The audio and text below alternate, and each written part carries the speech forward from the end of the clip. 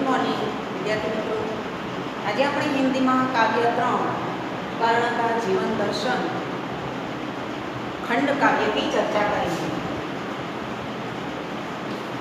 खंड काव्य की चर्चा करेंगे. उसके कवि हैं रामधारी सिंह दिनकर जी. प्रस्तुत खंड काव्य रश्मि रथी नाम के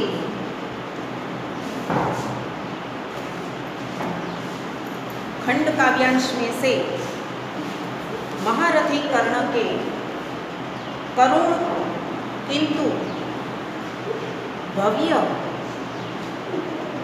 जीवन का उल्लेख किया है. सारे अन्यायों को सहकर कर्ण जन्मजात महानता पर पुरुषार्थजन्य महानता की विजय चाहता है. कर्ण का पात्र महाभारत में ऐसा है जो सारे पात्रों को छोड़कर एक अलग व्यक्तित्व बताता है. अंत में जब पांडव श्रेष्ठ के रूप में सब कुछ प्राप्त करने का प्रलोभन सामने आता है, तब भी वह विचलित रहता है. जिसने आज तक साथ दिया उस मित्र को किसी भी मोल पर छोड़ना नहीं चाहते.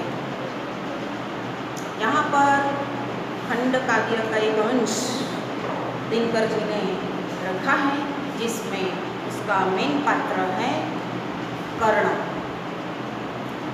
हम जानते हैं कि कर्ण कुंती पुत्र थे.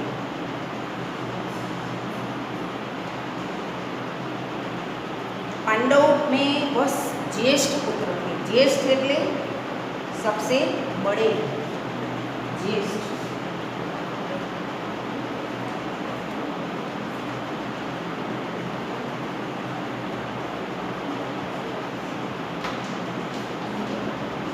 सबसे बड़े.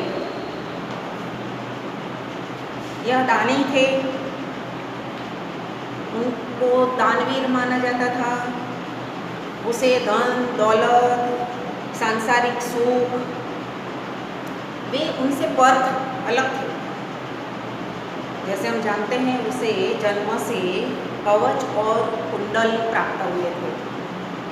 ये कवच और कुंडल उनके जीवन था.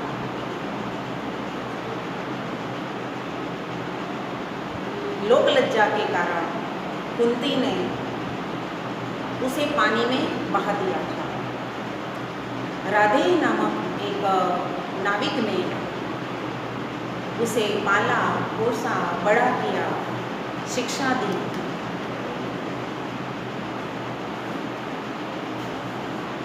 शस्त्र और शास्त्र में बड़े निपुण हो गए.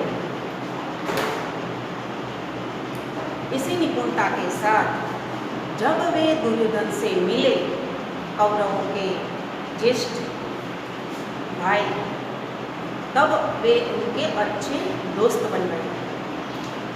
मित्रता निभाने के लिए कर्ण ने दुर्योधन को जीवन भर साथ दिया. ऐसी मित्रता बहुत कम देखने को मिलती है. मित्र बनाना, मित्रता निभाना दोनों अलग बात है. यहाँ पर दुर्योधन की कुछ बातें ऐसी थी जो कर्ण को पसंद नहीं थी, पर ये तो मित्रता थी, इसीलिए जीवन के अंत तक दुर्योधन के साथ रहे. पर यहाँ जब महाभारत का युद्ध होने जा रहा था, तब की बात है कि कृष्ण अंत में युद्ध से पहले कर्ण को मिलने आते हैं. कर्ण का व्यक्तित्व, उनकी शिक्षा, उनके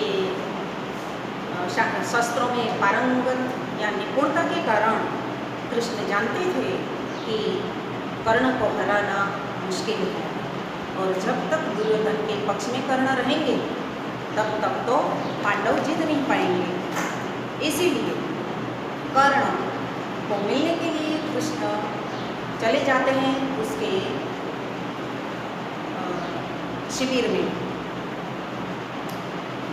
यहाँ इसी कथा का प्रसंग है जब कर्ण को मिलने के लिए कृष्ण आते हैं। क्यों आते हैं? इसीलिए कि दुर्योधन के पक्ष से वे हट जाए ताकि पांडवों की जीत हो।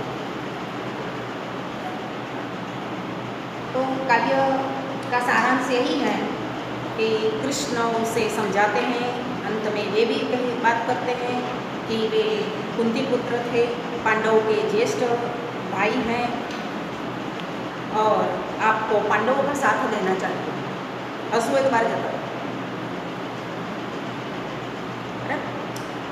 तो हमें यह देखना है खंड काव्य से कि कर्ण का व्यक्तित्व कैसा था, उसका जीवन कैसा था। ऐसे उच्च प्रकार के मनुष्य बहुत कम मिलते हैं। देखते हैं कथा के अनुसार, प्रसंग के अनुसार कि कर्ण कैसे हैं। विद्यार्थी मित्रों, हमें भी इनसे कुछ सीखना है क्योंकि उनका जो व्यक्तित्व है बहुत ही बड़ा, उच्च और सुंदर व्यक्तित्व है। इसी व्यक्तित्व को हमें भी पाना है। तो देखते हैं काव्य। वैभव विलास की चाह नहीं, कर्ण को किसी मिल्कियत की कोई इच्छा नहीं थी। आज लोग भाई भाई क्यों झगड़ते हैं? मिल्कियत के कारण। तो उसे कोई वैभव नहीं चाहिए, उसे कोई विलासिता नहीं चाहिए। चाह એટલે इच्छा।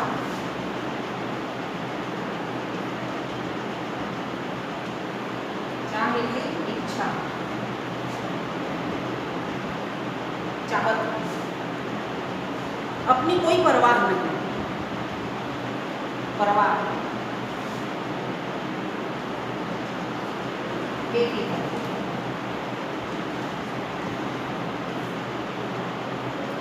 परवाह विरोधी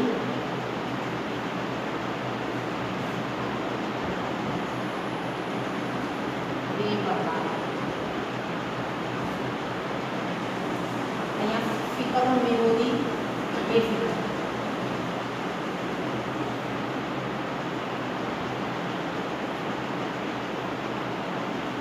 तो शब्द है जो आपको नोटबुक में लिखना है और अच्छे तरीके से काव्य को समझना है। बस यही चाहता हूँ, केवल मात्र कर्ण यही चाहते हैं कि उसे कोई रुपये, पैसे, धन, दौलत, वैभव, विलास, उसे कुछ भी नहीं चाहिए। उसे अपनी भी परवाह नहीं है। इसीलिए तो दुर्योधन की खातिर वे बेपरवाह होकर जीवन के अंत तक उसे साथ देता है। तो कर्ण क्या चाहते हैं? कर्ण वैभव विलास नहीं चाहते, केवल यही चाहते हैं कि दान की देव सरिता निर्मल। सरिता एक नदी, सरिता एक नदी, निर्मल है स्वच्छ।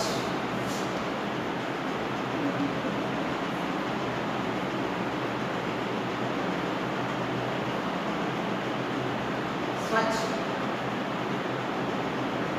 निर्मल सरिता अपने हाथों से निर्मल नदी की तरह पवित्र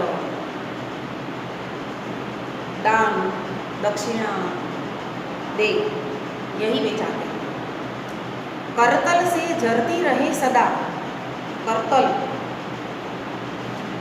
करतल એટલે હથેળી। करतल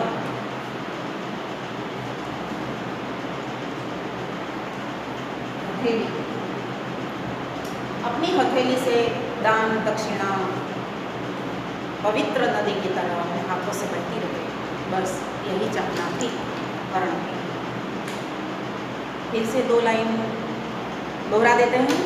वैभव विलास की चाह नहीं, अपनी कोई परवाह नहीं, बस यही चाहता हूँ केवल दान की देव सरिता निर्मल करतल से अपनी हथेली से जलती रहे सदा, निर्धन को भरती रहे सदा। निर्धन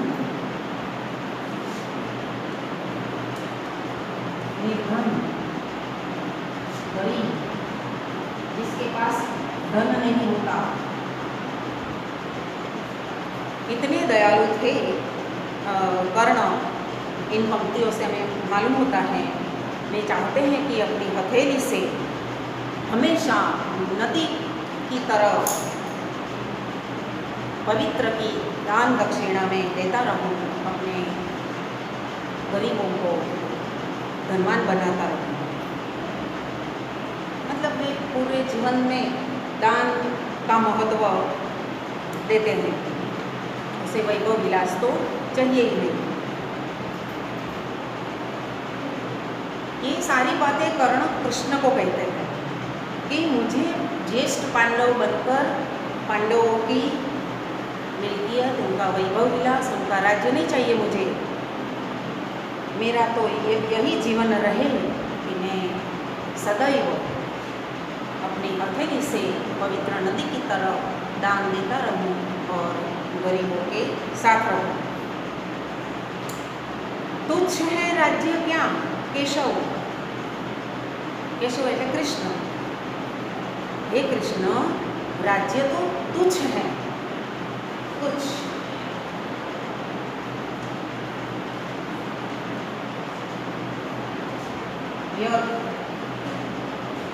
राज्य कैसा है कर्ण की दृष्टि से तुच्छ है। राज्य पाकर पाता क्या नर कर प्राप्त विभव, विभव એટલે वैभव, विलास, धन दौलत। क्या पाता है राज्य पाकर, ये सवाल कर्ण कृष्ण को करते हैं कि राज्य पाकर कुछ नहीं मिलता। क्या प्राप्त करता है मनुष्य राज्य पाकर? क्या पाता है? चिंता। क्या पाता है? चिंता।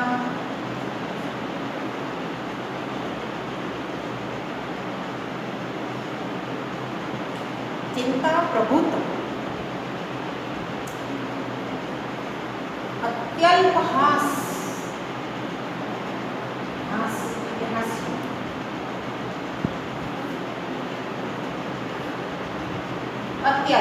अत्यल्प એટલે અત્યંત કમ, अधिक चिंता, अत्यंत कम खुशी मतलब हास्य, कुछ चाकचिक्य, चाकचिक्य એટલે चाकचिक्य,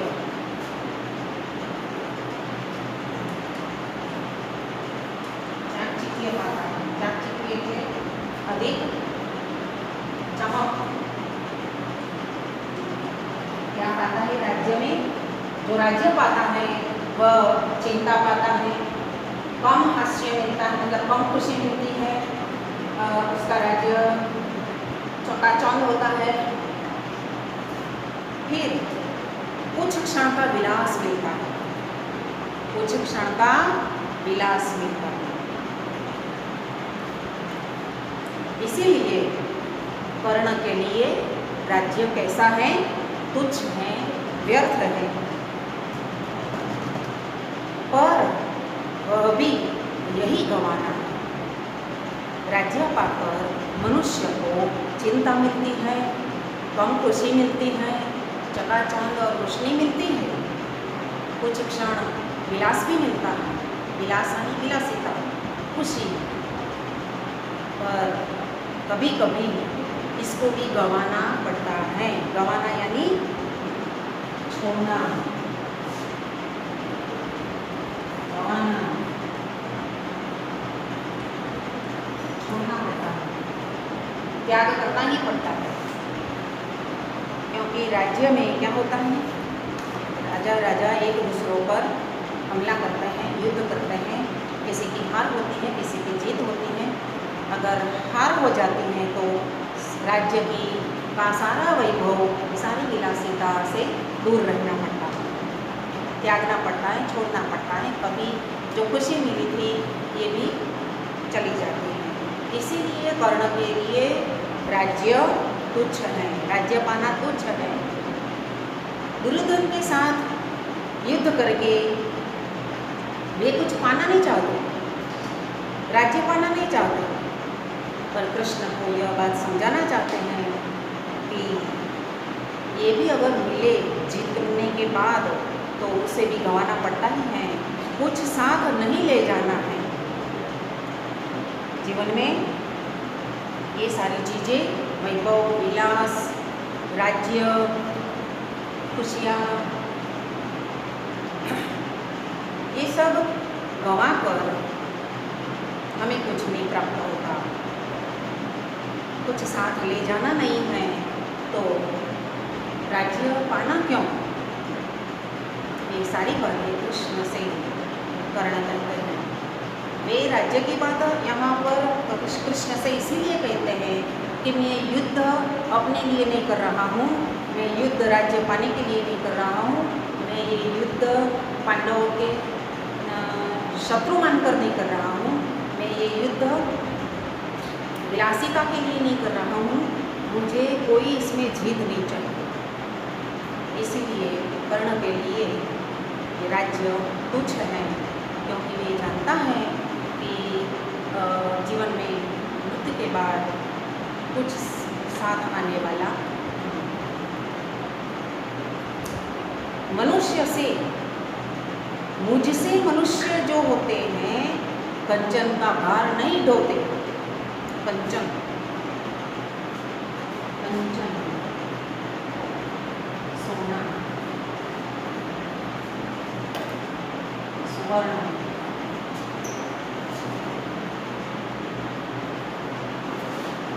कंचन का भार नहीं ढोते। मुझ जैसे मनुष्य,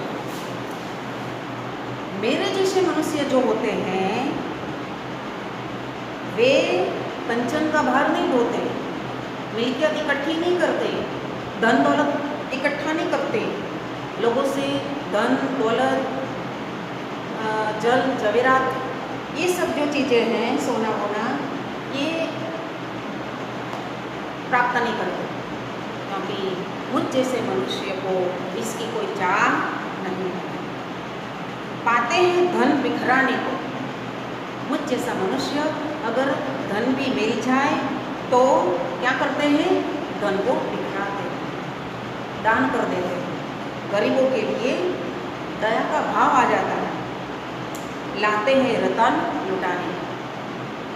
जो रत्न, हीरे, मोती, जर जवेरात, मिल्कियत, जो भी चीज़ें युद्ध में प्राप्त होती हैं दूसरे राज्य की, वे धन या हीरे मोती मतलब रत्न, ये सब लुटाने के लिए लाते हैं, अपने लिए कुछ नहीं लाते।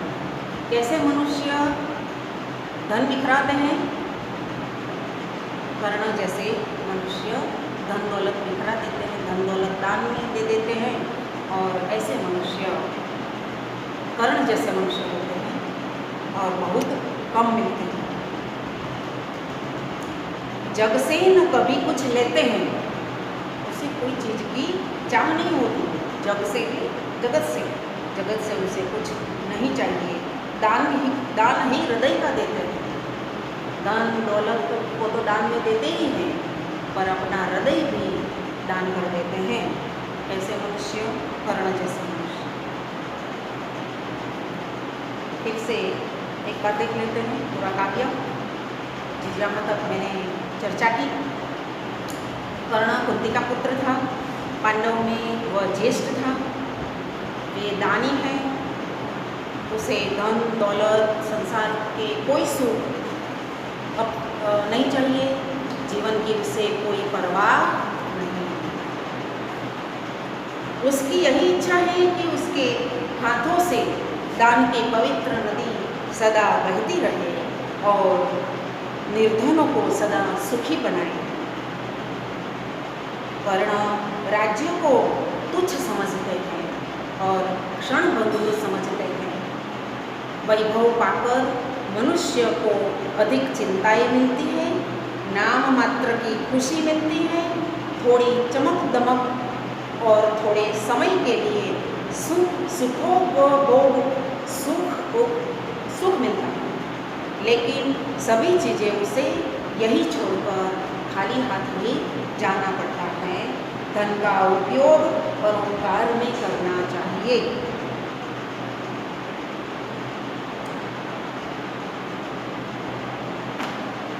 कर्ण जब कृष्ण से बातें करते हैं तो अपने लिए कुछ नहीं चाहिए, उसे गरीबों के लिए उनको सुख पहुंचाना है, उसको दान देकर पूरे जीवन को बिताना चाहते हैं। तो आगे क्या कहते हैं, मुझसे मनुष्य जो होते हैं कंचन का भार नहीं ढोते, पाते हैं धन बिखराने को, लाते हैं रतन लुटाने को। कर्ण श्री कृष्ण से कहते हैं कि हे कृष्ण, उसके जैसे मनुष्य सोने का भार नहीं ढोते, सोना नहीं पाते, सुख वैभव का जीवन नहीं बिताते, वे धन की प्राप्ति परोपकार और लोगों को बांटने में करते हैं, वे रत्न लुटाने के लिए पाते हैं, वे जग से कुछ नहीं लेते, लेकिन अपने हृदय का जग से न कभी कुछ लेते हैं, दान ही हृदय का देते हैं। क्या करते हैं कि वे जग से कुछ नहीं लेते, लेकिन अपने हृदय का दान देते रहते हैं। कृष्ण का ये आदर्श भरा संवाद है। कृष्ण बड़े दानी थे, बड़े दयालु थे, गरीबों के प्रति उनका दया भाव था, माया थी, वैभव विलास का कोई मोह नहीं था, परोपकार का जीवन था उसका, और उनको अपने दुर्योधन मित्र की मित्रता निभानी थी। तो यहाँ तक काव्य की चर्चा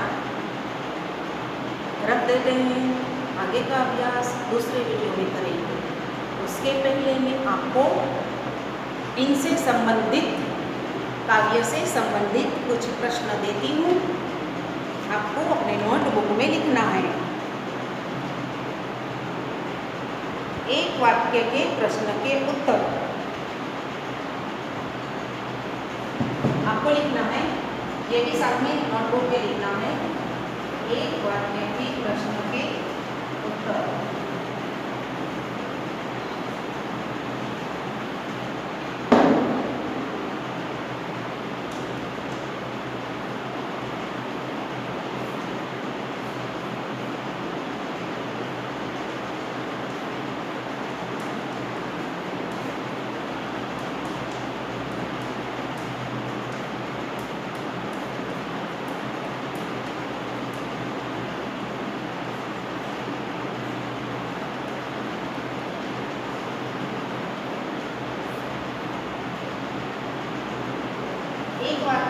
प्रश्न के उत्तर लिखिए। पहला प्रश्न है, धन संपत्ति किस लिए है? जवाब के साथ बोलूंगी मैं, धन संपत्ति किस लिए है? उसका उत्तर है, धन संपत्ति परोपकार के लिए है। दूसरा प्रश्न, सुख समृद्धि के अधीन मानव का क्या होता है? सुख समृद्धि के अधीन मानव का क्या होता है? सुख समृद्धि के अधीन मानव का प्रभाव दिन प्रतिदिन क्षीण होता है, उसकी कोई कीमत नहीं होती। फणी बन, अरे ये तो नहीं आया प्रश्न, बराबर है।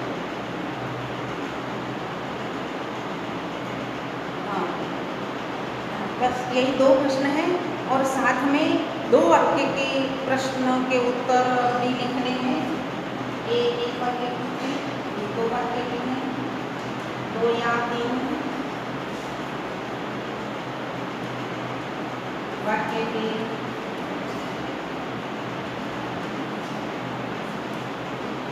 प्रश्न के उत्तर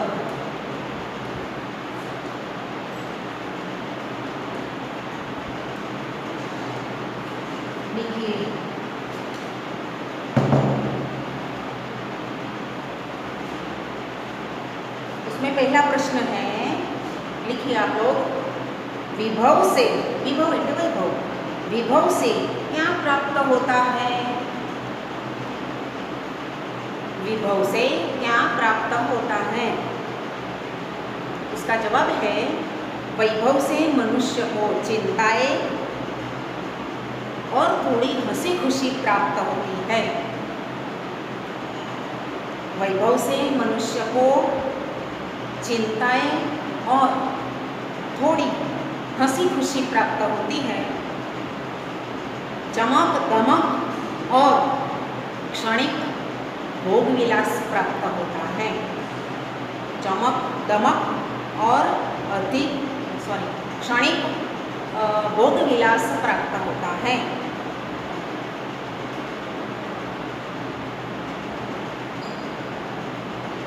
दूसरा प्रश्न, दानी पुरुषों का स्वभाव कैसा होता है? दानी पुरुषों का स्वभाव कैसा होता है? उसका जवाब है, दानी पुरुष अपना धन दूसरों को बांटता है। अपनी कीमती वस्तुएं दूसरों को देने में संकोच नहीं करते। उनका स्वभाव दयालु और उदार होता है। वे किसी से लेते नहीं देते हैं, किसी से कुछ लेते नहीं देते हैं। बस यहाँ तक पहले लेक्चर का काम पूर्ण होता है। नमस्कार।